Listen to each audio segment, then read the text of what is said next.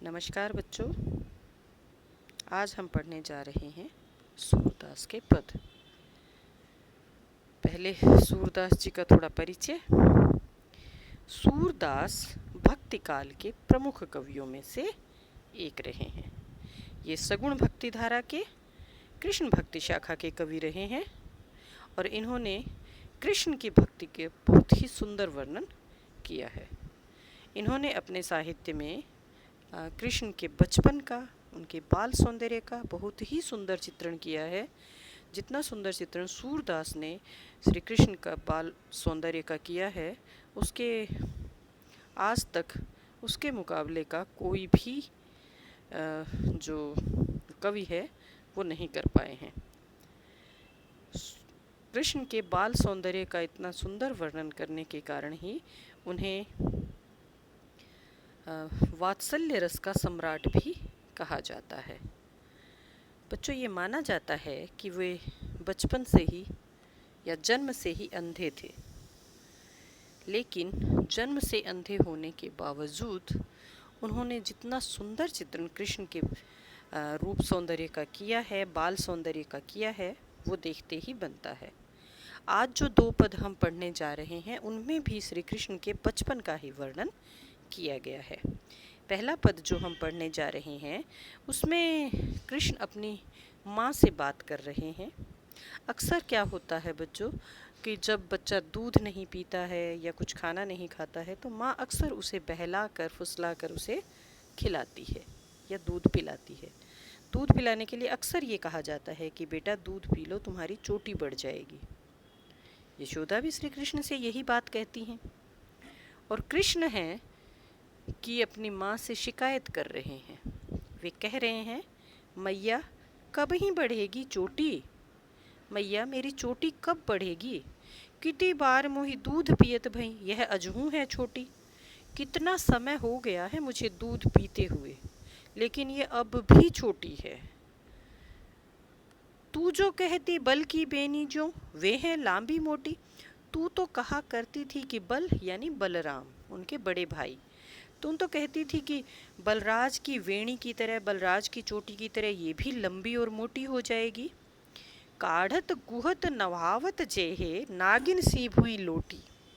और जब तुम इसको काढ़ोगी यानी इसमें कंघी करोगी, गूंथोगी, मुझे नहलाओगी, तो ये नागिन की तरह भूमि पर लौट जाएगी, नागिन की तरह भूमि पर फैल जाएगी।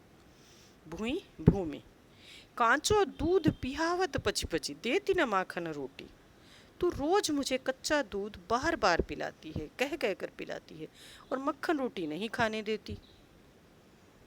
सूरदास जी इस प्रकार से कृष्ण को अपनी माँ से बातचीत करते हुए देखकर बहुत खुश होते हैं, भाव विभोर हो जाते हैं और वो कहते हैं कि दोनों भाई हरि और हलधर, कृष्ण और बलराम की जो जोड़ी है वो लंबे समय तक जिए। बच्चों, ये था हमारा पहला पद जिसमें श्री कृष्ण अपनी माँ से आग्रह कर रहे हैं, अपनी माँ से पूछ रहे हैं कि उनकी चोटी कब बढ़ेगी, जबकि वो रोज उसे ज़बरदस्ती दूध पिलाती हैं। अब दूसरा पद। बच्चों, आपको पता है कि कृष्ण बचपन में बहुत शरारती थे। इतने शरारती थे, वे लोगों के घरों में घुस जाते, उनका दही मक्खन सब उलट पुलट कर देते, खाना इतना खाया बिखरा भी देते थे, चलते हुए गोपियों के साथ छेड़खानियाँ करनी, किसी की मटकी फोड़ देते थे, किसी का कुछ। उनके शरारत के बहुत सारे वर्णन आप लोगों ने सुने होंगे। तो दूसरा पद जो हम पढ़ने जा रहे हैं उसमें श्री कृष्ण की शिकायतें लेकर गोपियाँ यशोदा के पास आई हैं। वो उनके बेटे की शिकायत करती हैं, कहती हैं कि किस तरह से उनका बेटा उन्हें परेशान करता है। तो आइए पढ़ते हैं श्री कृष्ण की शरारतों के किस्से। तेरे लाल मेरो माखन खायो, यशोदा तुम्हारे लाल ने, तुम्हारे बेटे ने मेरा मक्खन खा लिया है। दोपहर दिवस जानी घर सूनो, ढूंढी ढंढोरी आप ही आयो। खोल किवारी बैठी मंदिर में, दूध दही सब सखनी खवायो। कहते दोपहर के समय घर को सूना जानकर, दोपहर दिवस, दोपहर के समय जानी घर सूनो, घर को सूना जानकर देखकर ढूंढी ढंढोरी आप ही आयो। ढूंढ ढांड कर वह खुद ही आ गया, खोल किवारी, उन्होंने किवाड़ खोले, बैठी मंदिर में, घर के अंदर घुस गए, घर के अंदर चले गए, दूध दही सब सख निखवायो, और उन्होंने दूध और दही सब अपने सखों को, अपने मित्रों को खिला दिया। ऊखल चढ़ी सींके को लीनो, अनभावत भूमि में ढरकायो, और सिर्फ इतने से ही नहीं काम चलाया, ओखली के ऊपर चढ़कर, चूंकि छोटे हैं अभी, ऊपर छींके में जो चीज़ रखी है वहाँ तक कृष्ण का हाथ पहुँचता नहीं है, तो वो कहती हैं कि ऊखल के ऊपर, ओखली के ऊपर चढ़कर उन्होंने छींके में जो चीज़ रखी हुई थी उसको भी ले लिया, और अनभावत, जो भाया नहीं, जो खाया नहीं गया, उसे भूमि में ढरकायो, यानी उसे उन्होंने भूमि पर बिखरा दिया। दिन प्रति हानि होती गोरस की, यह ढोटा कोने ढंग लायो। ढोटा बेटा या लड़का, वो कहते कि रोज रोज मेरे दूध दही की हानि हो रही है। गोरस यानी गाय का दूध और उससे बनी हुई चीज़ें, रोज मेरी दूध दही की इतनी हानि होती है, ये लड़का किस ढंग का है, कैसा है। सूर शाम को हटके न राखे, ते ही पूत अनोख हो जायो। फिर वे यशोदा से कहती हैं कि तुम अपने इस बेटे को हटा कर क्यों नहीं रखती हो, इसको संभाल कर क्यों नहीं रखती हो, क्या तूने ही अनोखा बेटा जन्मा है और किसी के बेटे नहीं है जो इतना शरारती है और तुम इसे कुछ भी नहीं कहती हो। तो बच्चों, ये जो हमने पद पढ़ा ये श्री कृष्ण की शरारतों के बारे में था, जिसकी शिकायत लगाने के लिए गोपियाँ यशोदा के पास आई हैं, और वो शिकायत लगा रही हैं कि तुम्हारा बेटा हमारा सारा मक्खन खा जाता है, जब कोई घर में नहीं होता तो पीछे से किवाड़ खोलता है, घर में घुस जाता है, दूध दही सब कुछ खा लेता है, खुद भी खाता है, अपने दोस्तों को भी खिला देता है, और तो और जो बच जाए उसे बिखेर भी देता है। और वो अपने यशोदा से कहती हैं कि वो अपने बेटे को संभाल कर रखें, ये अच्छी बात नहीं है। तो बच्चों, ये 2 पद हमने सूरदास जी के पढ़े, जिनमें पहले में श्री कृष्ण अपनी माँ से कह रहे हैं कि उनकी चोटी कब बढ़ेगी, तुम मुझे बार बार दूध पिलाती हो ये कह कर कि चोटी बढ़ जाएगी, लेकिन मेरी चोटी अब भी छोटी ही है, वो हलधर जैसी बड़ी नहीं हुई है। दूसरे पद में श्री कृष्ण की शिकायतों का वर्णन है, शरारतों का वर्णन है, जो गोपियाँ आकर यशोदा से कहती हैं। अब प्रश्न देखते हैं बच्चों। बालक श्री कृष्ण किस लोभ के कारण दूध पीने के लिए तैयार हुए। यशोदा बार बार उनसे यही कहती थी कि अगर वो दूध पी लेंगे तो उनकी चोटी बढ़ जाएगी। वो चोटी बढ़ाने के लालच में ही दूध पीने के लिए तैयार हो गए थे। कृष्ण अपनी चोटी के विषय में क्या क्या सोच रहे थे? वो ये सोच रहे थे कि जब वो दूध पिएंगे तो उनकी चोटी बलराम की चोटी की तरह लंबी और मोटी हो जाएगी, और जब उनकी माँ उन्हें नहलाएगी, कंघी करेगी या चोटी को गूंथेगी तो वो नागिन की तरह धरती पर लौट जाएगी, नागिन की तरह धरती पर फैल जाएगी। दूध की तुलना में श्री कृष्ण कौन से खाद्य पदार्थ को अधिक पसंद करते हैं? मक्खन रोटी। श्री कृष्ण का जो सबसे ज़्यादा पसंद का खाद्य पदार्थ है वो मक्खन रोटी है। उनको मक्खन रोटी सबसे ज़्यादा पसंद था। ते ही पूत अनोखो जायो। पंक्तियों में ग्वालन के मन में कौन से भाव मुखरित हो रहे? यहाँ थोड़ा क्रोध का भाव भी है और साथ में उलाहने का भाव है। वो शिकायत कर रही हैं, तो शिकायत का स्वर यहाँ पर मुखरित हो रहा है। मक्खन चुराते और खाते समय श्री कृष्ण थोड़ा सा मक्खन बिखरा क्यों देते हैं? जानबूझकर। वो शरारती हैं। दोनों बातें हो सकती है कि ये भी हो सकता है कि वो जल्दी जल्दी में जब खाते हैं तो बिखर जाता होगा, और दूसरी बात ये कि जानबूझकर बिखरा देते हैं गोपियों को चिढ़ाने के लिए, उनको परेशान करने के लिए। दोनों पदों में आपको कौन सा पद अधिक अच्छा लगा और क्यों? ये बच्चों आप अपने मन से देखकर बताएंगे, आपको शरारत वाला ज़्यादा अच्छा लगा या कृष्ण की भोली भाली बातें जो वो अपनी माँ से करते हैं वो अच्छी लगी? आप अपनी पसंद से इसमें लिखोगे और साथ में कारण ज़रूर दोगे कि आपको जो भी पद अच्छा लगा उसकी वजह क्या थी। अनुमान और कल्पना दूसरे पद को पढ़कर बताइए कि आपके अनुसार उस समय श्री कृष्ण की उम्र क्या रही होगी।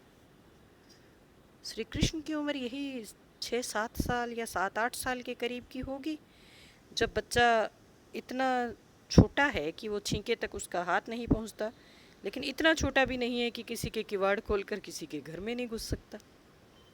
तो हमारे कल्पना के अनुसार या हमारे अंदाज से यही है कि श्री कृष्ण की उम्र 7-8 साल या 8-9 साल, लगभग 6 से 9 के बीच यही उम्र रही होगी।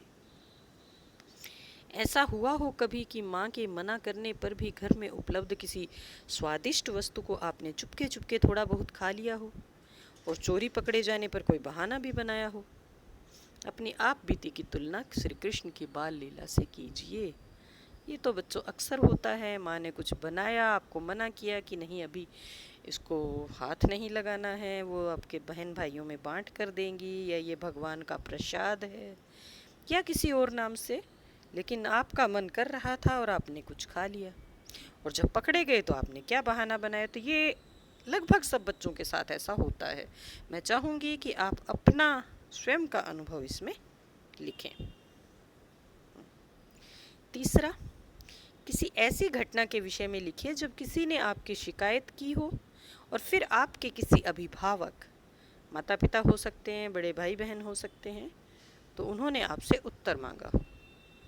ये भी अक्सर आप लोग करते रहते हो, कोई ना कोई शरारत, किसी को पीट दिया, कुछ तोड़ दिया, या कुछ भी जानबूझकर या अनजाने में कोई ना कोई नुकसान आपसे हो जाता है, या कोई शरारत आपसे हो जाती है और फिर कोई आपकी शिकायत करता है, और उस शिकायत के बाद फिर आपके माता पिता आपसे सवाल पूछते हैं कि बता भाई ऐसा क्यों हुआ।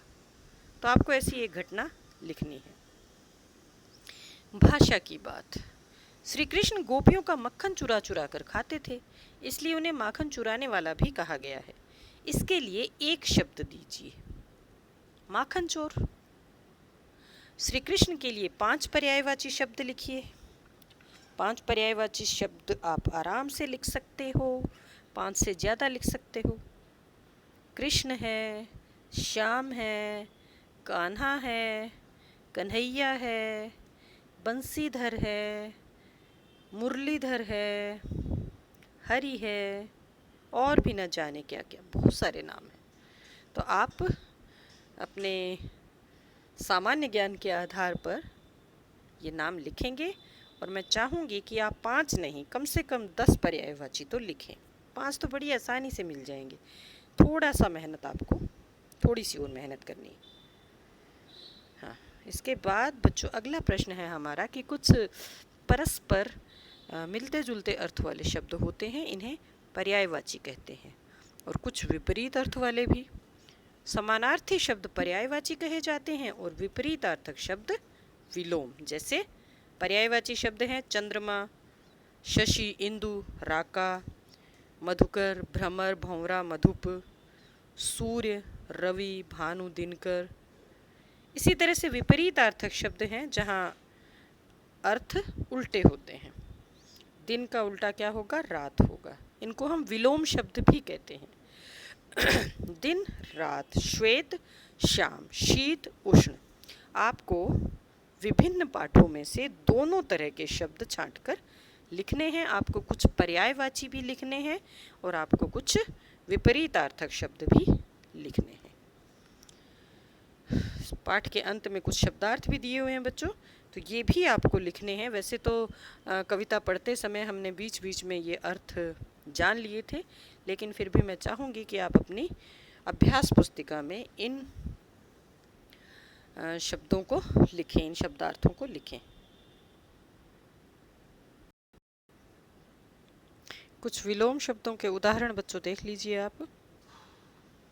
अमृत, विष, अंधकार, प्रकाश, अनुराग, विराग, आगामी, गत, अनुज, अग्रज, अधिक, न्यून, आलस्य, स्फूर्ति, अपेक्षा, ये गलत है, आदर्श, यथार्थ, आहार, निराहार, आमिष, निरामिष, आज़ादी, गुलामी, आर्द, शुष्क, अनिवार्य, वैकल्पिक। इसी तरह से बच्चों ये सारे शब्दार्थ हैं, आप देख लीजिए। आप अपनी बुक में से देखकर ढूंढेंगे इसी प्रकार के कुछ और शब्द। कुछ पर्यायवाची शब्द भी देखते हैं बच्चों। इच्छा का उचित, शोभन, उपयुक्त, शुभ, सौम्य, अजेय, अजित, अपराजित, अपराजेय, अतिथि, पाहुन, आगंतुक, अभ्यागत, मेहमान, अनुचर, नौकर, दास, सेवक, परिचारक, अनुपम, अनूठा, अनोखा, अपूर्व, निराला, अभूतपूर्व, अन्य, पृथक और भिन्न, दूसरा, अनाज, शस्य, अन्न, धान्य, अभियोग, दोषारोपण, कसूर, अपराध, गलती, अभिलाषा, कामना, मनोरथ, इच्छा, चाह, अभिवादन, नमस्ते, नमस्कार, प्रणाम, दंडवत, अतीत, विगत, व्यतीत, गत, बीता हुआ, अनिश्चित, भ्रामक, संदिग्ध, अनिर्णित, अपकीर्ति, अपयश, बदनामी, निंदा, अकीर्ति, अध्ययन, अनुशीलन, पारायण, पठन पाठन, पढ़ना, अनुरोध, प्रार्थना, विनती, याचना, निवेदन, अखंड, पूर्ण, समस्त, संपूर्ण, अविभक्त, पूरा, अपराधी, मुजरिम, दोषी, कसूरवार, सदोष, अधीन, आश्रित, महतात, निर्भर, पराश्रित, पराधीन, अनुचित, नाजायज, अयुत, बेजा। कुछ इसी प्रकार के और शब्द बच्चों आप ढूंढ सकते हो और अपनी कॉपी में लिखोगे। धन्यवाद। इसी के साथ ही अपना पाठ यहीं समाप्त होता है।